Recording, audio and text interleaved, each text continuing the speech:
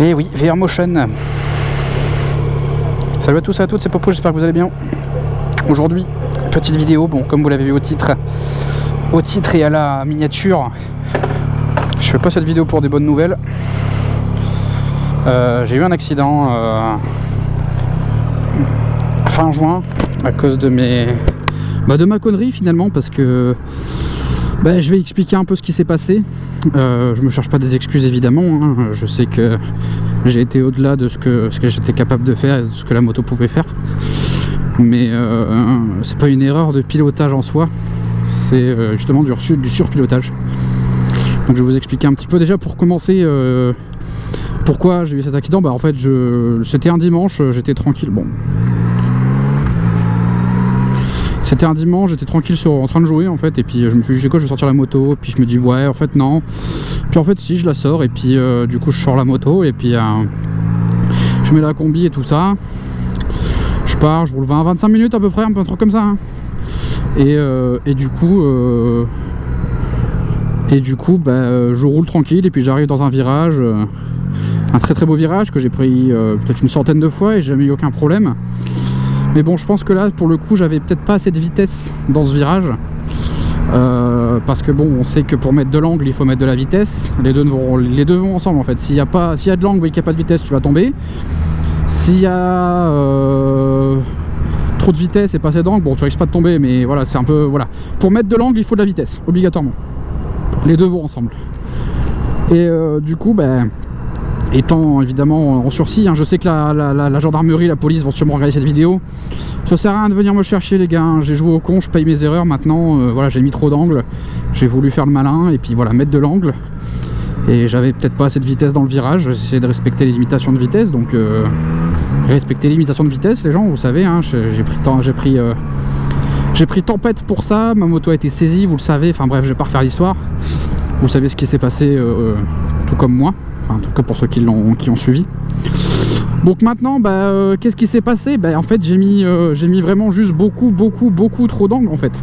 D'où l'importance de l'équipement, d'où l'importance de bien équiper sa moto aussi en termes de pneus, parce que j'ai du S22 sur les pneus, donc c'est un pneu qui en soi grippe. Enfin, pourquoi sa roue gauche est comme ça? Oh là, peut-être mal vissé sa roue là. Ah ouais, c'est son train arrière, il est comme ça. Qu'est-ce que c'est ce bordel? Qu'est-ce que c'est ce bordel? Son train arrière il est bizarre. À droite. Non, son train arrière à moins que sa voiture elle soit surchargée, mais quand même. Enfin bref. Du coup, qu'est-ce que je disais? Oui, l'importance de bien s'équiper en pneus, voilà, pas vouloir pencher avec du BT023 par exemple, hein, c'est pas un pneu de compétition, c'est du bois. Et voilà, du S22, du S23, du Rosso 4, du Super Sport, machin. Voilà, il faut bien s'équiper en pneus. J'avais du S22 à ce moment-là, donc c'est du bon pneu. Après, j'étais allé sur piste 2 semaines avant. Donc j'avais des petites boulettes sur les pneus qui avaient séché, donc ça fait du dur. Je sais pas si c'est à cause de ça que j'ai glissé de l'avant, parce que j'ai perdu l'avant dans le virage, faut savoir. Alors les images, je vous les montrerai pas à vitesse réelle, parce que la justice, hein, évidemment, elles seront au ralenti, et je vais pas dire à combien, parce que voilà, mais elles seront au ralenti. Je ferai frame par frame pour vous montrer que ouais, j'ai merdé en fait, j'ai merdé. Donc du coup, ouais, trop d'angle, pas assez de vitesse finalement. J'étais au limite. Après, je me souviens plus de la vitesse que j'étais, mais je devais être aux limitations de toute façon. Oula. Et du coup, voilà, je me suis pété la gueule. D'où l'importance de l'équipement aussi, parce que la chance que j'ai eue, c'est qu'en fait, comme vous le verrez sur la vidéo, je vais l'expliquer, je vais vous montrer des photos de toute façon, mais ma jambe, en fait, quand j'ai glissé, j'ai perdu l'avant. Ma jambe s'est coincée entre la roue arrière et le rail de sécurité qu'il y avait à gauche, donc du coup en fait ça a tapé dans ma cheville droite. Donc ce que j'ai fait quand je me suis, de toute façon je vous montrerai ça en vidéo, ça je vous mettrai à vitesse réelle, je suis resté sûrement 1 ou 2 minutes par terre, je me souviens plus exactement, peut-être 30 secondes, je sais plus, en fait à bouger tous les membres de mon corps, mon dos, mes épaules, ma tête, mon dos, mes doigts, mes mains, mes pieds, mes jambes, savoir où est-ce que j'avais potentiellement quelque chose, à pas vouloir bouger trop vite et me relever trop vite et au final me aggraver ce que j'avais. Ça, c'est ce que je vous conseille si jamais vous venez à chuter. Je vous le souhaite pas, mais avant de vous relever, de vouloir vous relever tout de suite, bougez votre corps, comprenez ce qui vous arrive, comprenez où votre corps a mal, pour pas vous faire plus de mal que ce que vous avez déjà. Attendez l'arrivée des secours, essayez de bouger le moins possible. Bon, moi le truc que j'ai fait, c'est que j'ai enlevé mon casque, parce qu'en bougeant j'ai senti que je pouvais me permettre de bouger mon casque, de bouger ma tête et tout ça. Je le sentais, mais ouais, j'ai fait ça déjà. Ensuite, on a attendu l'arrivée des secours. Et la chance que j'ai eue, c'est qu'en fait, à ma cheville, apparemment, j'ai rien. Bon, je vous montrerai des photos. Après 3 jours, vous allez me dire, ouais, bizarre que t'aies rien. Ma cheville, c'était une patate. Et ma cheville, c'était une pomme de terre. Oh putain de sa grand-mère. Ma cheville, c'était une pomme de terre. Ah ouais, attends, bah ouais, mais c'est le bordel aussi. On est le 13 juillet là. Quel chien de sa mère, pardon. Tac. Comment je vais rentrer chez moi? Donc ma cheville c'était une pomme de terre et apparemment j'avais rien. Donc merci la botte qui a énormément aidé. Pour le coup ça elle m'a sauvé le pied, la botte, ça c'est sûr et certain. Donc merci l'équipement. D'où l'importance de s'équiper. Vraiment, les gens qui roulent en claquettes, chaussettes, que vous soyez en scooter, en 50 autres, une chute ça arrivait tellement vite. J'étais pas à très grosse vitesse quand j'ai chuté, mais ça n'a pas, ça suffit quand même à faire un trou dans ma combi et à fracasser la moto. Donc du coup voilà, s'équiper c'est hyper important. Vraiment, ça je le répéterai jamais assez, j'ai toujours dit dans mes vidéos. Je pense qu'il n'y a pas une vidéo où j'étais pas équipé avec minimum des bottes et des gants et le casque évidemment. Mais le mieux c'est d'avoir du coquet partout, de la dorsale si possible. Voilà, dans la combi j'ai de la dorsale, gros V.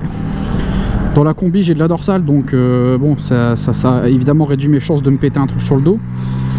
Donc non vraiment je prends l'importance de l'équipement, c'est hyper important.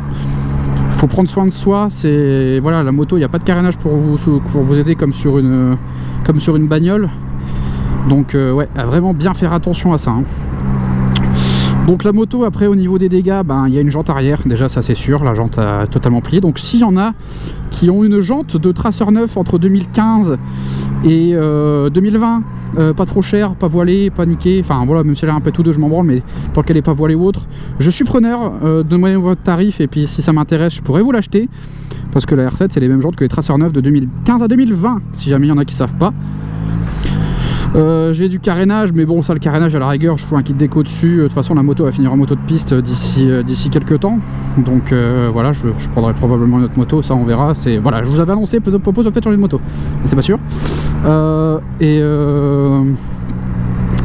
Et du coup voilà, le carénage je m'en fous un petit peu parce que je vais remettre un kit déco dessus, un carter, une pompe à eau, un guidon bracelet. Après bon là les chez Yam, donc on n'a pas encore regardé s'il y avait quelque chose de tordu, je l'espère pas.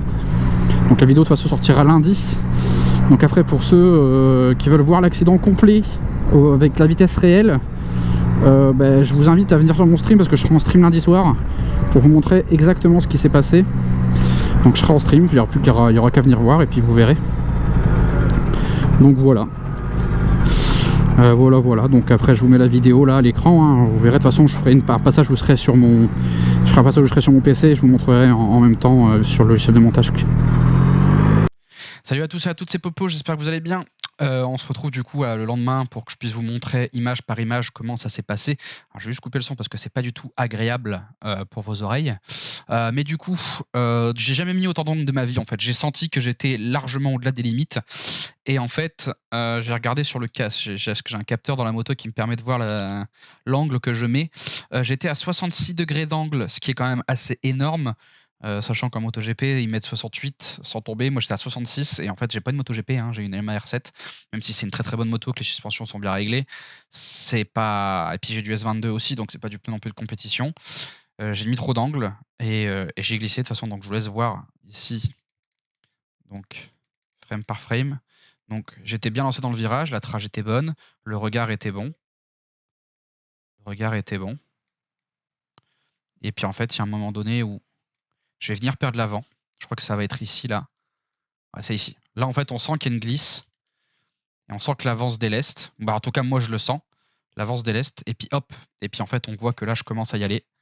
Donc, la moto se dépose au sol. Comme vous voyez, il y a quasiment rien comme... comme débattement entre le moment où je glisse et le moment où je tombe par terre. Il y a quasiment aucune marge entre la moto et le sol. Et donc du coup là hop, la moto va venir ici taper le rail. La chance que j'ai eue, c'est qu'en fait j'ai tapé le rail avec la moto. Si la moto avait été plus vite que moi et que j'étais pas resté accroché à la moto, si c'est moi qui avais tapé le rail, ça serait pas la même histoire. Parce que comme vous pouvez le voir ici, à gauche il y a le rail de sécurité. Ah, il n'y a pas de double glissière. Donc en fait je glisse tout du long et à un moment on va voir que la jambe gauche ici boum, la jambe gauche vient venir taper le rail. Et la chance que j'ai eue, c'est que en faisant taper le rail, la jambe n'est pas passée derrière. Parce que sinon, c'était pas la même histoire. Donc là, je suis resté quelques minutes au sol, comme j'ai expliqué dans la vidéo, pour comprendre ce que moi j'avais. Je vais vous laisser avec le reste de la vidéo juste après. Ok. Et au moins, vous avez vu ça en frame, voilà, une image par image. Au moins, on peut débriefer, enfin, vous pouvez débriefer de ce que vous avez vu. Voilà. Je vous laisse avec le reste de la vidéo, c'était Popose. Je vous dis à demain pour le live. Enfin, pour moi, à demain, parce qu'on est dimanche aujourd'hui. Et vous, à ce soir. Merci l'équipe. Tchuss.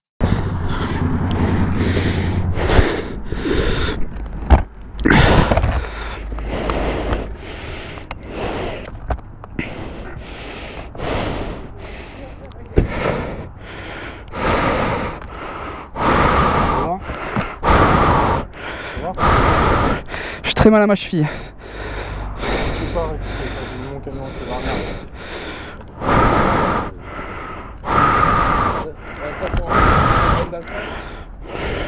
Vous pouvez me dire si la moto est bien cassée ou pas?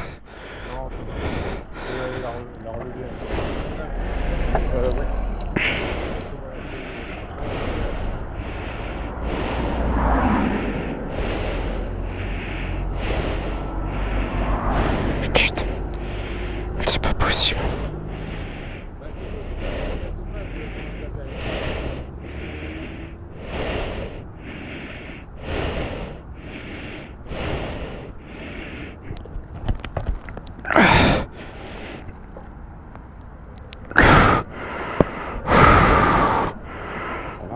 J'ai très mal à ma jambe. Ne bougez pas, j'appelle le service de secours.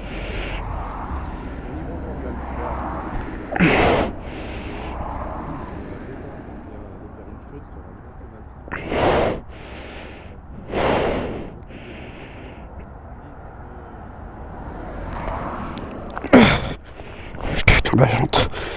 Aïe. Ah oui, ok. Je crois que j'ai la cheville cassée.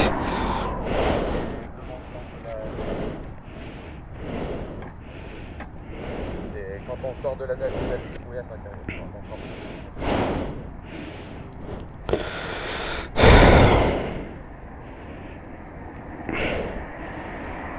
Il y a une languette, faut appuyer. Monsieur, faut appuyer et tourner.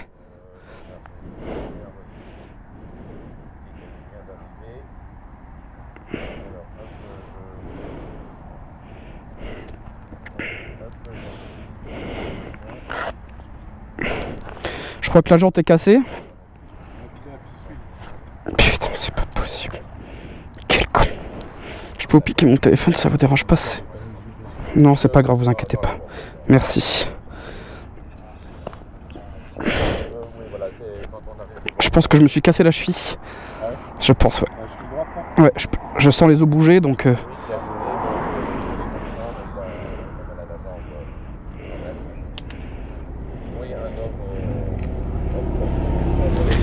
J'ai 28 ans.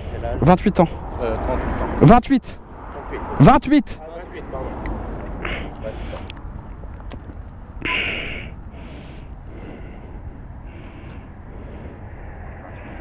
Vous avez frappé fort dans la glissade? Non, moi non, mais je pense que ma cheville a claqué contre la moto. Putain, quel con.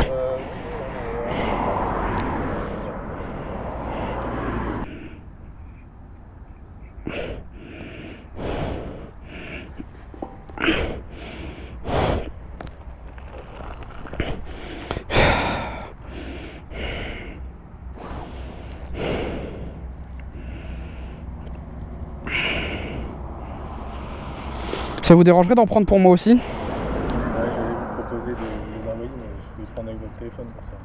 Merci, c'est gentil. J'ai perdu sur le côté droit qui est percé. Ok.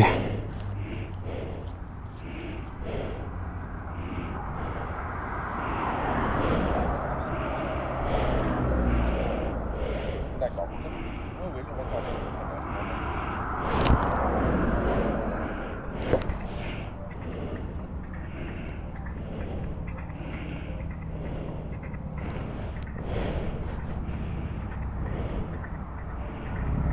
Putain.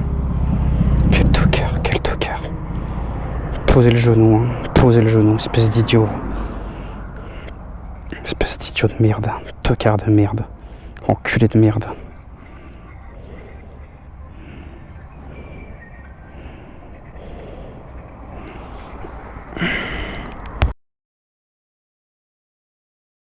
C'est triste, c'est triste, c'est triste, c'est triste.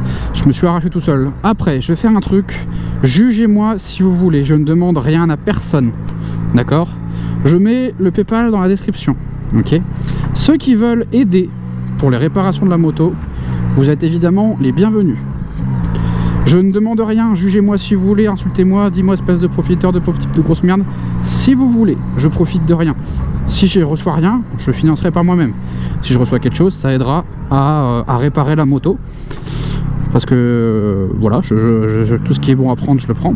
Déjà cette vidéo, la rémunération de cette vidéo, s'il y en a, ben voilà, elle servira à réparer la moto.